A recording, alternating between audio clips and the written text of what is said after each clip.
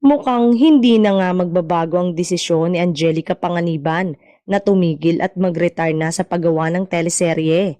Makalipas nga ang halos 2 dekada ng pagiging artista, nais nang magpahinga ng dalaga sa pag-arte sa telebisyon. Yung desisyon naman na yon, hindi naman yun overnight. Syempre, ilang taon kong iniisip. Minsan kasi, kapag nandun ka sa bigat ng trabaho na ginagawa mo, mapapaisip ka ng bakit ko ba ito ginagawa? Bakit ko pinapagod ng ganito yung sarili ko, and to think na simula 6 years old ako, pinapagod ko na ang sarili ko. So parang kailan ka titigil? Tapos parang may mga question ako sa sarili ko na ano pa ba ang gusto kong i-prove, lalong-lalo na pagdating sa teleserye. Pahayag ni Angelica sa panayam ng ABS-CBN. Aniya, ayaw daw niyang dumating ang panahon na gumagawa na lang siya ng mga soap opera ng dahil sa pera.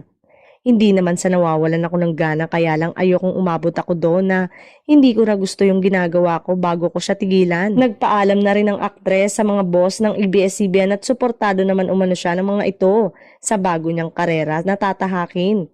Ngayon nga ay handa nang ipamalas ni Angelica Panganiban ang kanyang husay sa pag-arte sa entablado. Sa kauna-unahang pagkakataon kasi ay sasabak siya sa mundo ng teatro.